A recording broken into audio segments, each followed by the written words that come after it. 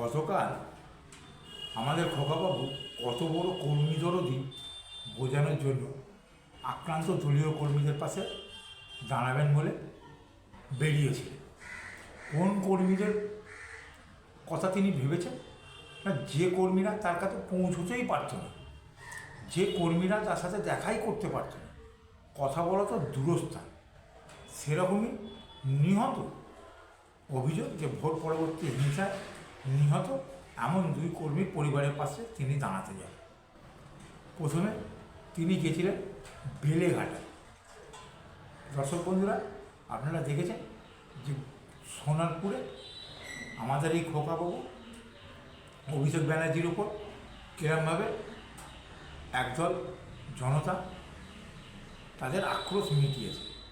তার আগে তিনি বেলেঘাটায় গেছিলেন দলীয় কর্মী বিশ্বজিৎ পট্টনায়কের বাড়িতে দেখা করতে।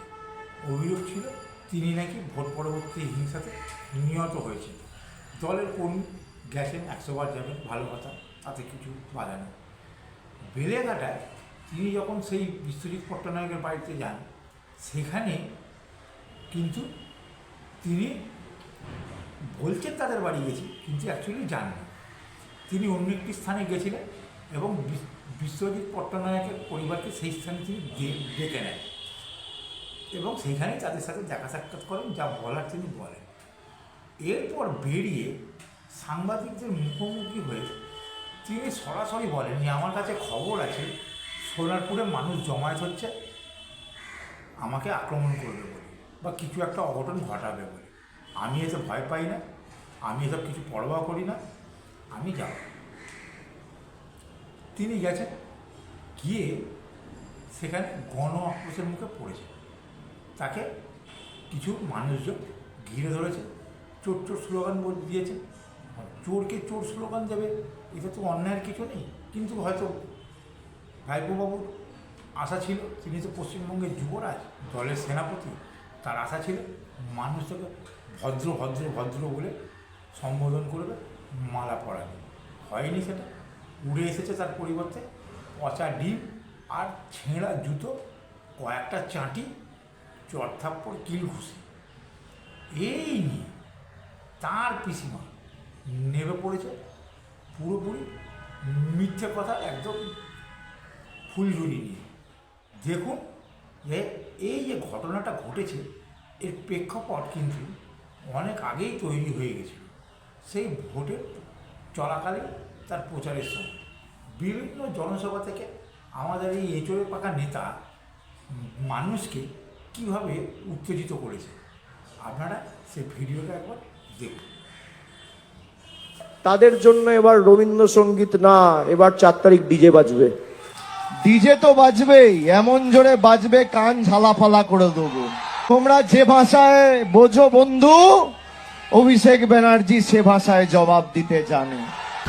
আমি কথা দিয়ে যাচ্ছি, এবার ডিজে বাজবে 4 তারিখের পর। আপনারা শুনলেন যে তোমরা যে ভাষায় কথা বোঝো বন্ধু, অভিষেক ব্যানার্জি সে ভাষায় কথার জবাব দিতে জানে। 4 তারিখ ডিজে বাজবে। কাদের উদ্দেশ্যে বলছে না? তার দলীয় কর্মী সমর্থকদের উদ্দেশ্যে বলছে। এখানে ডিজে কথাটা কিন্তু একটা প্রতীকী উদ্দেশ্য হচ্ছিল যে ভোটে আমরা যদি একবার জিতে আসি, এমন পিঠের ছাল চামড়া গোটাবো, সারা জীবন বিজেপি করা বা অন্য বিরোধী দল করা ভুলেই যাবে।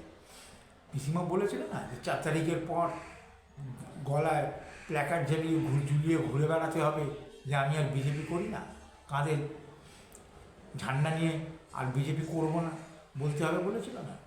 এই গতকালে গণ আক্রোশটা কিন্তু তারই প্রথম ধাপ। আপনারা দেখুন যে সঞ্জয় কর্মকারের বাড়ি অভিষেক ব্যানার্জি গিয়েছিলেন, যে দলীয় কর্মী নিহত হয়েছে বলে, তাকে খুন করা হয়েছে বলে অভিযোগ তুলে তিনি গেছিলেন। সেইখানকার মানুষ এই সঞ্জয় কর্মকার সম্বন্ধে কি বলছে একবার আপনারা শুনেন। চোরের সাক্ষী মাতাল দিতে এসছে, চোর ছিল তার সাক্ষী মাতাল অভিষেক দিতে। বুঝতে পেরেছেন? এই সঞ্জু এতদিনের মধ্যে উপর অনেক অত্যাচার করে গেছে, আর তার থেকে বড় অত্যাচার তো মেইন অভিষেক ব্যানার্জি করেইছে।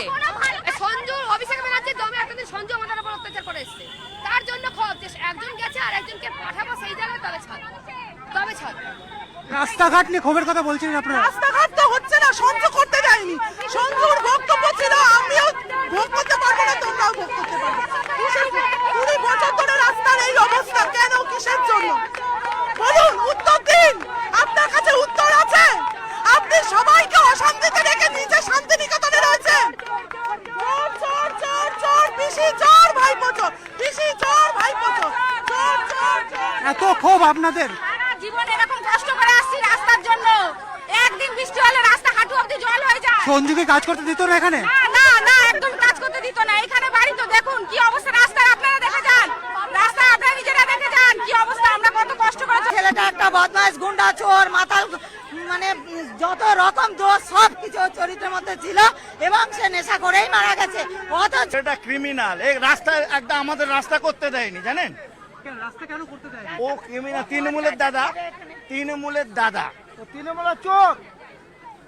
আর কি বলবো? আপনারা কাউন্সিলর কাছে যেতেন তো রাস্তা দরবার? আমি তো 10 বার গেছি, আমি তো করি এখানে, লিডিংটা আমি করি। আমি 10 বার করে অ্যাপ্লিকেশন দিয়েছি, এখানকার লোকালের দিয়েছি, এ করতে দেয়নি। এই জল দিতে দেয়নি, জল দিতে দেয়নি, এর আলো দিতে দেয়নি, আলো দিতে দেয়নি। আর কি বলবো আপনাকে? এটা ক্রিমিনাল ছেলে, এ মরে গেছে, আমাদের কোনো শোক নেই। পাড়ার ছেলে মরে গেছে, আমাদের কোনো ক্ষোভ নেই। আমাদের নতুন মন্ত্রী হয়েছে শুভেন্দু অধিকারী, আমি দিঘার ছেলে, উনি যদি এসছে আমাদের দয়া করে দেয় তাতেই খুশি। এতদিন কি কোনো কাজ হয়নি এলাকায়? হয়নি কোনো কাজ। দেখুন আপনি, দেখুন, আরে একে কেউ মারেনি, একে ঈশ্বর তুলে নিয়েছে, ভগবান তুলে নিয়েছে। রাস্তাঘাট করতে দেয়নি, মানুষকে ভয় দেখিয়েছে, বলেছে মানুষকে মেরে দেবো, বলেছে ভোটের রেজাল্টের পরে এই এলাকার সব মানুষকে গুলি করে মারবো। এমনি ওকে ঈশ্বর তুলে নিয়েছে, ঈশ্বর তুলে নিয়েছে। প্রচন্ড অত্যাচারী, ও নিজে আতঙ্কে মরেছে, আতঙ্কে, জনগণের আতঙ্কে, পাপের ভয়ে। পাপ। আপনারা দর্শক বন্ধুরা শুনলেন যে ওই এলাকার জনগণ কি বলছে, যে সে ওই এলাকার একটা ত্রাস ছিল, মানুষের ওপর অত্যাচার করত, পালা বদলের পর আতঙ্কে তার স্ট্রোক হয়েছে, মারা গেছে। এখন পিসি ভাইপো এটা জন্মগত স্বভাব, মিথ্যে কথা বলে যাওয়া, মিথ্যে কথা বলে দিয়েছে যে তাকে খুন করা হয়েছে। কিছু ঘটুক না ঘটুক, স্বাভাবিক মৃত্যু হলে বলে দেবে খুন করা হয়েছে। এখানে মানুষ আরেকটা দাবি তুলেছে অভিষেক ব্যানার্জির কাছে, যে আপনি আরজি করেন ওই রকম ভয়ানক খুনের সময় সেই স্থানে গেলেন না, তাদের বাড়িতে গেলেন না, আর একটা চোর উচক্কা খুনি বদমাইশের মৃত্যুতে আপনি চলে এলেন। এটা কিন্তু মানুষের একটা বড় অভিযোগ অভিষেক ব্যানার্জির কাছে ছিল। দেখুন, মানুষ যে ক্ষিপ্ত ছিল এটা কিন্তু সবাই জানত, এটা কিন্তু পিসি জানত, ব্যানার্জি পরিবারের গোষ্ঠীর সবাই জানত। অভিষেক ব্যানার্জি রাস্তায় যে কালকে বেরিয়েছিলেন, তারপরে কি হয়েছে আপনারা একটু একবার দেখে নিন।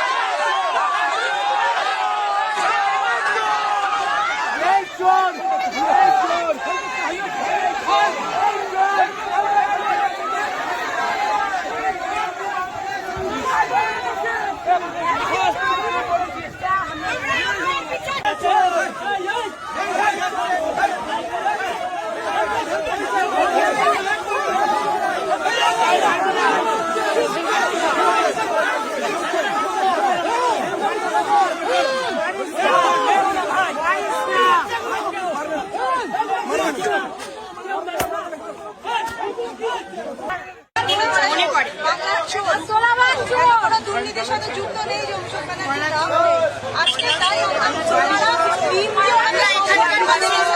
এখানকার মানুষ আমরা টিম নিয়ে আমাদের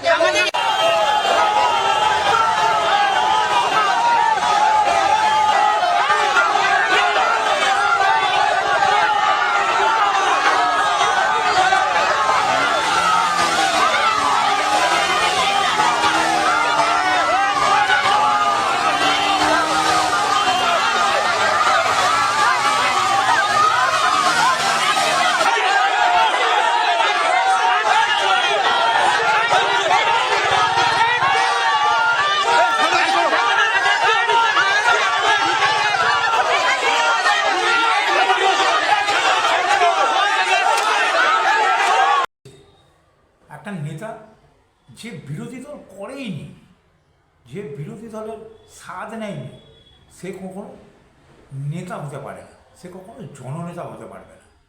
মমতা ব্যানার্জি এমনি এমনি তাকে একটা সময় বাংলার বাঘিনী, বাংলার অগ্নিকন্যা বলা হতো না, কারণ তিনি বিরোধী রাজনীতি করে উঠে আসা নেতা।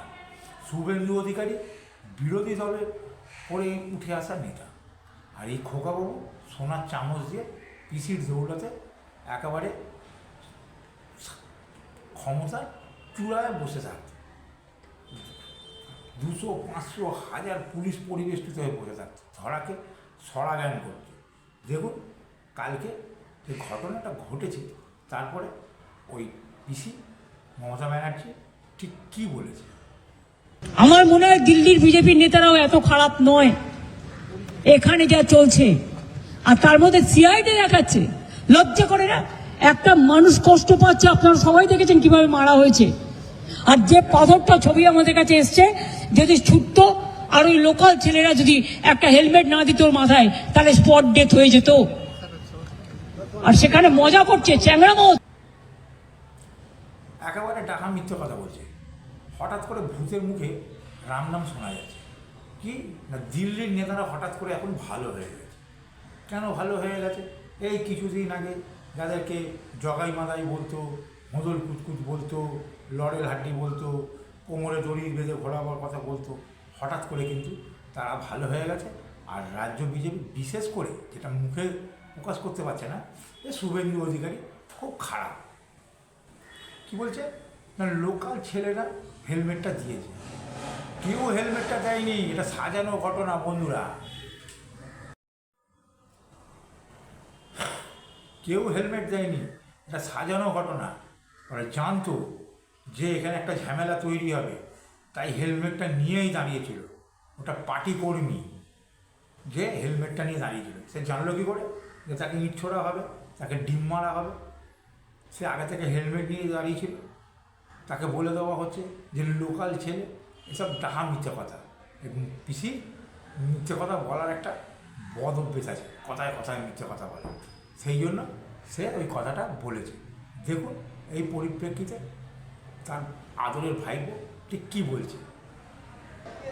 যেভাবে মানে মাথাটা বেঁচে গেছে খালি আমার একটা হেলমেট পরেছিলাম বলে।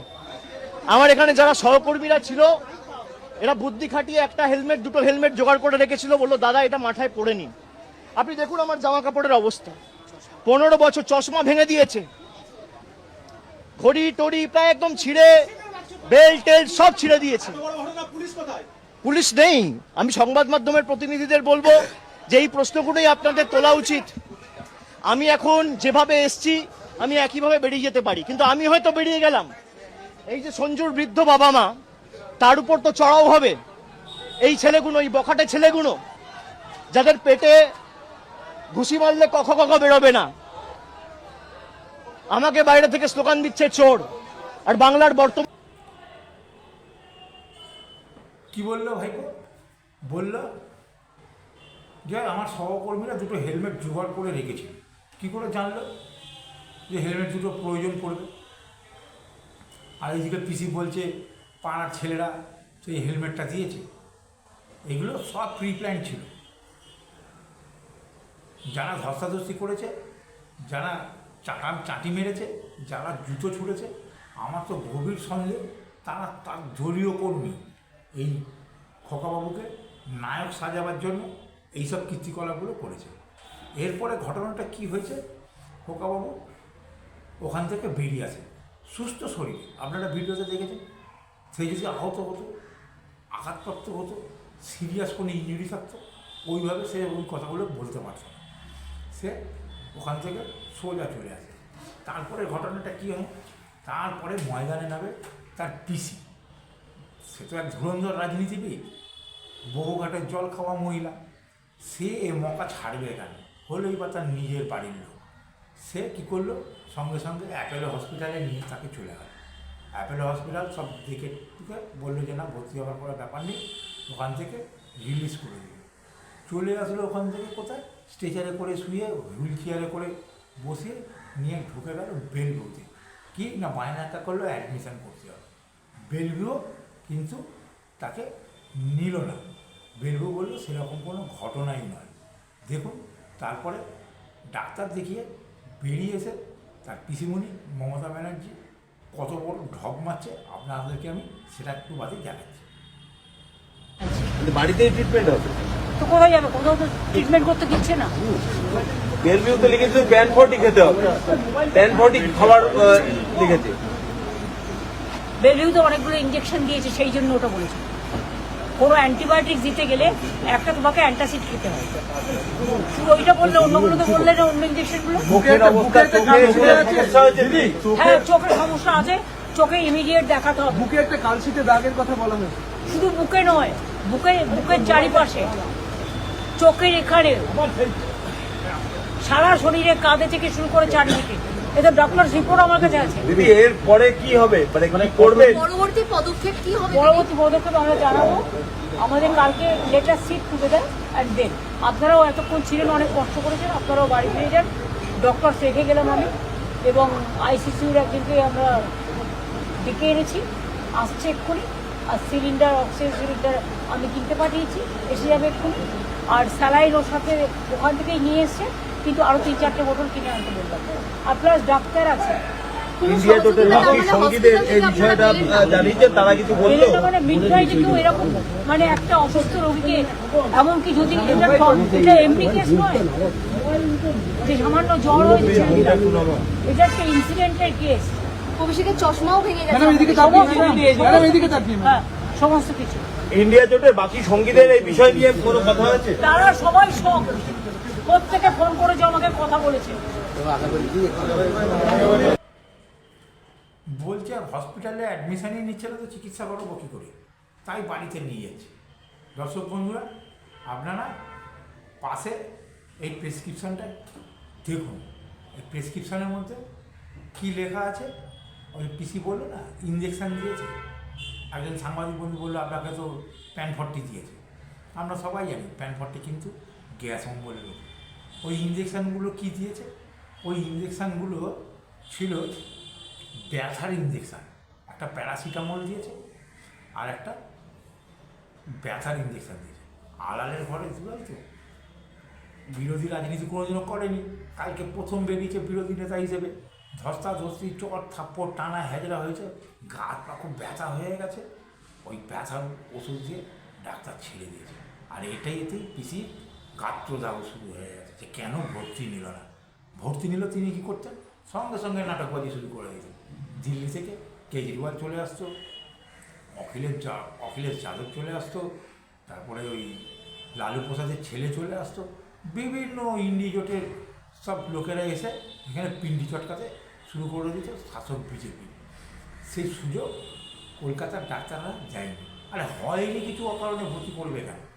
ডাক্তার বেড রেস্ট লিখবে, ওষুধ দেবে, ছেড়ে দেবে, সিরিয়াস কোনো কন্ডিশানই না। সে নাটক পিসি আর করতে পারলো না, পিসির কিন্তু গাত্রদাহ হয়ে গেছে। এরপরে আপনাদেরকে আমি আরেকটা ছোট্ট ভিডিও দেখাচ্ছি, আপনারা দেখুন।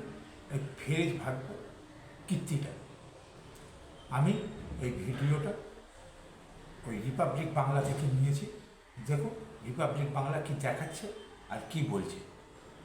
দেখুন, অভিষেক বন্দ্যোপাধ্যায় গলার চেনটা নিজেই খুলে নিজে পকেটে ঢুকিয়ে নিচ্ছে। মানে তখনও ভয় পাচ্ছে যে আবার চেন না চলে যায়, সোনা তো বড় দামি, আমি সোনার চেনটা বাবা পকেটে ঢুকিয়ে নিই।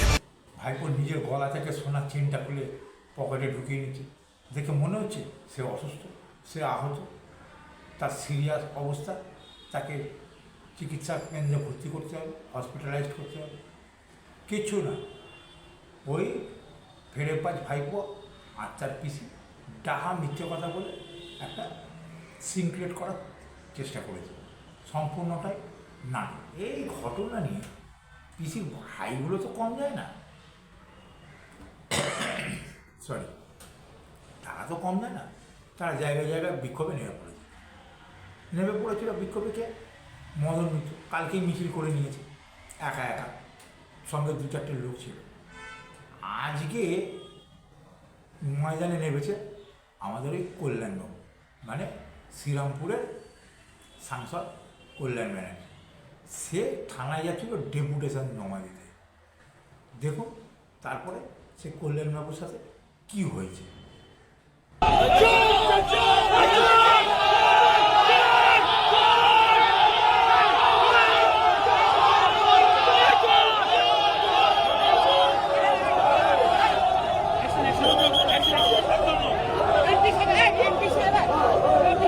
এই মুহূর্তে দেখতে পাচ্ছেন একেবারে কল্যাণ বন্দ্যোপাধ্যায় শুয়ে পড়েছেন, কল্যাণ বন্দ্যোপাধ্যায়কে মারা হয়েছে দেখতে পাচ্ছেন, এই মুহূর্তে দেখতে পাচ্ছেন কল্যাণ বন্দ্যোপাধ্যায় তিনি কিন্তু আহত হয়েছেন,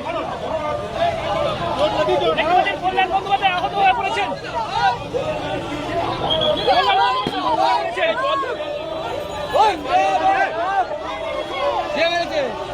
কে মারলো? কে মারলো? পানি পানি পানি পানি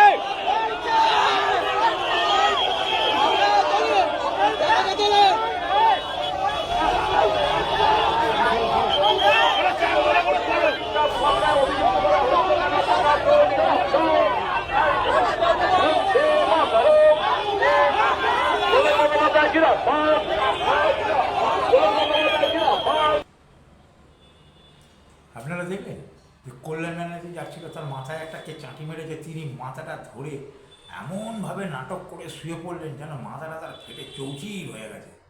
কতটাই না লেগেছে। উকিলবাবু তো উকিল মানুষ, ওকালতি করে খান, বুদ্ধি বেঁচে খান, সুতরাং তিনি ভালোভাবে জানেন যে কখন কোন জায়গায় নাটকটা করতে হয়। মাথা ধরে সে একেবারে বসে শুয়ে পড়েছে। শুয়ে কিন্তু সে বেশিক্ষণ থাকতে পারেনি, কারণ ওই তপ্ত রোদে রাস্তাটা কিন্তু তেতে ছিল। কিছুক্ষণ শুয়ে থাকার পর যেই পিঠে ছ্যাঁকা লেগেছে তাড়ান করে উঠে পড়েছে। উঠে পড়ে সে এবারে কী করছে আপনারা একবার দেখুন। আপনারাই বিচার করবেন যে এই যে গুন্ডাগার্দি করছে, এই যে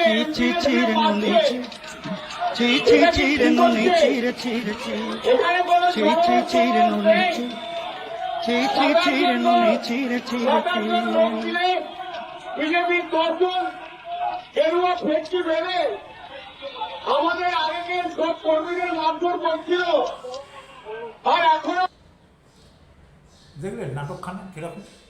পেছনে একজন ওই রুমাল চাপা দিয়ে দাঁড়িয়ে আছে যাতে আঘাতটা বোঝা না যায়। কল্যাণবাবু বক্তব্য রেখে যাচ্ছেন যেন পাড়ার রাস্তায় বা মোড়ের মাথায় উনি মিটিংয়ে বক্তব্য রাখছেন। কী বলছেন না এখানে কোনো গণরোষ নেই, জনরোষ নেই, এটা কি আমাদেরকে মারছে, এটা কি ঠিক করছে? আপনারাই বলুন। কাদের কাছে প্রশ্ন করছে? সেই জনগণদের কাছে প্রশ্ন করছে যারা ভোট দিয়ে তাদেরকে হারিয়ে দিয়েছে এই কারণেই যে কারণ তারা দুর্নীতিগ্রস্ত বলে, রাজ্যের 12টা বাজিয়ে দিয়েছে বলে। এই বোধজ্ঞানটা কি কল্যাণবাবু নেই যে কেন তাকে লোকে চোর চোর বলে তারা করছে? সব আছে। দর্শক বন্ধুরা, আমার আর বিশেষ কিছু বলার নেই।